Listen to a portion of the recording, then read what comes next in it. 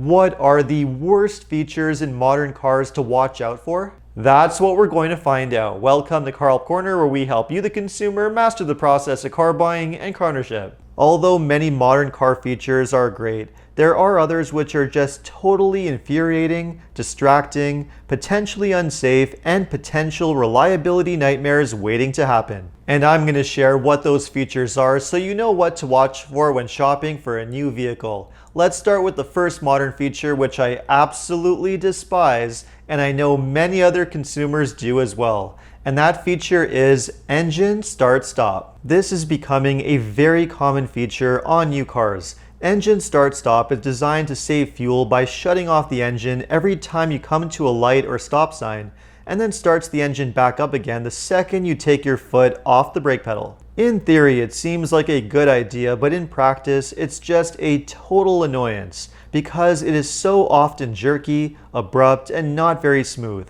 And on top of that, the amount of fuel that you're actually going to save by using this feature is minuscule and is not worth the trade-off that you're going to get with all the added wear and tear that you're putting on the engine in the long run as a result of it constantly turning on and off. Now, fortunately, this is not an issue whatsoever on hybrids, which are designed to operate this way and do so far more smoothly. But on regular cars with regular engines, it's just a totally annoying feature and a feature I cannot wait to deactivate every time I get in the car. The next modern feature, which I would put in the exact same category of ultra annoyance, is any new car that replaces traditional climate control buttons and knobs with touchscreens and capacitive feedback or haptic feedback controls. There are some things that are just better left the traditional way, and climate controls for adjusting your heat and air conditioning settings are definitely one of them. Unfortunately though, many modern cars are replacing physical controls for adjusting your climate settings with touchscreen controls, which can often be a bit of a pain. Not only is using a touchscreen to adjust these settings just irritating and distracting, but it is a bit of a safety concern if the screen freezes or glitches out. Imagine getting into your car on a freezing cold winter day and you're not able to turn on the heat or turn on the defroster because of your screen that's glitching or freezing. Now, this can obviously happen on a traditional car with physical controls, but it's far, far less likely. This is why climate controls are best left alone. And fortunately, there are enough automakers that realize this and tend to keep them out of the touchscreens, at least for now. And I would put any haptic feedback or capacitive touch controls in the exact same category. These are basically electronic touch controls which replace normal buttons, only they don't work as well,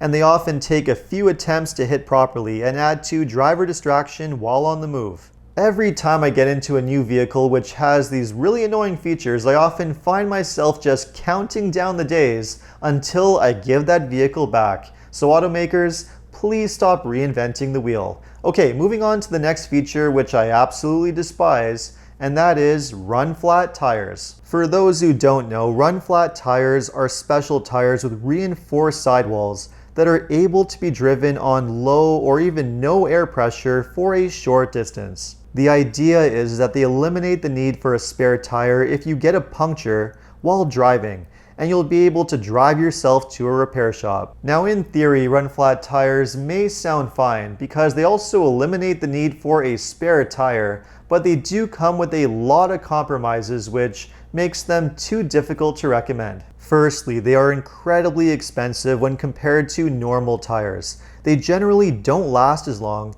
they tend to get noisy as they age, and they create a firmer ride because of those rock-hard sidewalls. And finally, when you puncture them, you can't just patch the tire for a very low price like you can with a normal tire. You need to replace the entire tire, which is an absolutely ridiculously and unnecessary expense. If I were buying a new car that had run flats, there is no question, the moment the tires are worn out and need replacing, I would be replacing them with normal tires immediately. Of course though, the better option is just to buy a car that comes from the factory with normal tires and a proper spare tire in the back. Now, while on the subject of tires, another tire feature that I absolutely despise are extra low profile tires with extra large wheels. It is becoming incredibly common for new vehicles to come standard with 19, 20, and even 21-inch wheels, and while they may look attractive, the drawbacks are significant.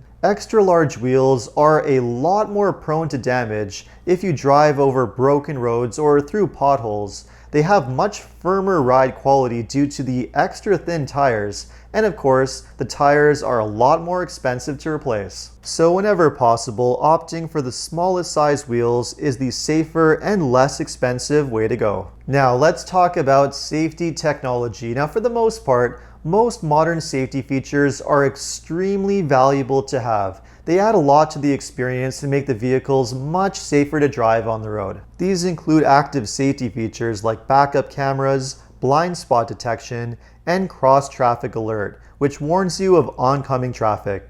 That being said, some safety features are a bit over the top, unnecessary, or just more frustrating than useful. One feature that I would put into this category is driver attention monitoring. This feature uses a camera to watch your eyes to make sure you are paying attention and watching the road as you drive.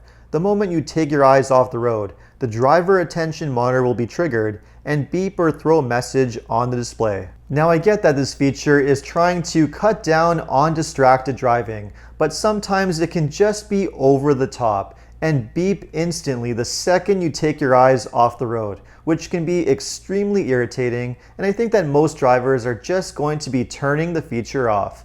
Another active safety feature that I would put in the same category of being really annoying and pretty much useless is any kind of active parking assist feature. These are the systems which take control over the wheel and parallel park or perpendicular park by themselves. It is a neat party trick, but very few are actually going to use this feature on a regular basis because it works far too slowly and just messes up half the time. This is a feature I would certainly pass on, or at least not pay extra for, because it is just totally unnecessary and not helpful in any way. Another modern feature which I find absolutely ridiculous are the extra large glass roofs that don't come with a sunshade. I get the appeal of an extra large glass roof, whether they're open or not. They create a really nice, bright, and airy environment inside the car that looks great. That being said, it's just silly how many of them no longer come with a proper shade to cover them.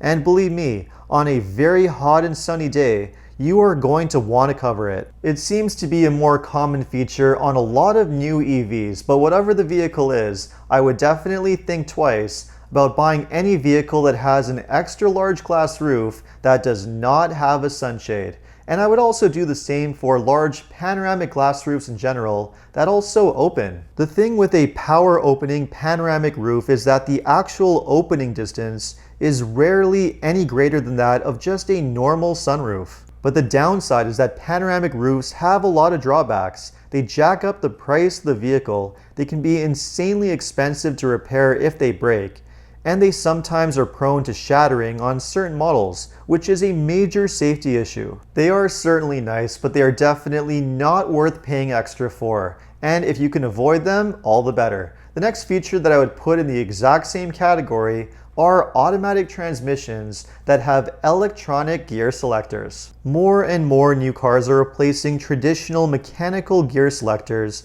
with the classic PRND shift pattern and replacing them with an electronic selector, often with new and unique methods of selecting gears. While some of them are okay and you eventually get used to them and can live with them, others are just frustrating to use and unnecessarily complex. If you have multiple vehicles in your household and you have to learn a completely different way of changing gears on each vehicle, it can become extremely confusing and just an unnecessary inconvenience that you have to deal with. Again, I don't get why so many automakers feel the need to reinvent the wheel, but this is a trend I wish would just disappear. And while on the subject of transmissions, another feature that's just a complete annoyance and a potential repair nightmare in the long run is any vehicle that comes with a dual clutch automatic transmission. Some automakers are replacing traditional torque converter automatic transmissions with what's known as a dual clutch or DCT transmission. Although they operate like a normal automatic,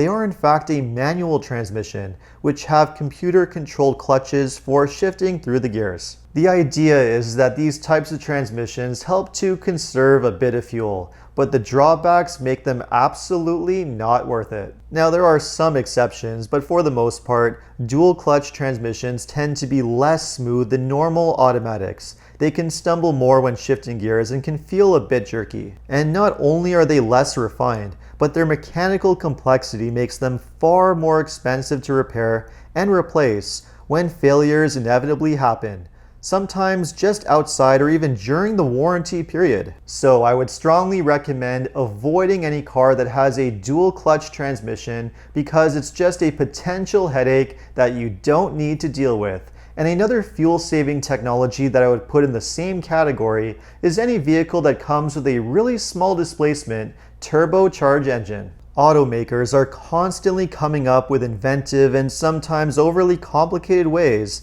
to conserve a bit more fuel here and there. And another one of those ways is the use of a very small turbocharged engine. Ordinarily, a 3-cylinder engine or a very small 4-cylinder engine would not have enough power for most in a heavy modern car. But a turbocharger helps to squeeze more power out of the engine, while also helping to reduce tailpipe emissions. Now that might sound okay, but the problem is that a turbocharger adds a lot of heat and pressure to the engine, potentially shortening its longevity. It also adds complexity with many additional components that can potentially go wrong and need replacing in the long run. Not all turbo engines are problematic, but in general, there is no question that you are safer going with a simple, naturally aspirated engine if the goal is to keep your car as long as possible with the fewest repair issues. Now, this video is definitely not intended to be a hate video towards modern vehicles because there are still plenty of new modern vehicles that you can purchase that largely avoid most of these features, but are still properly equipped with all the modern comforts, safety, and fuel-saving technology that most consumers expect.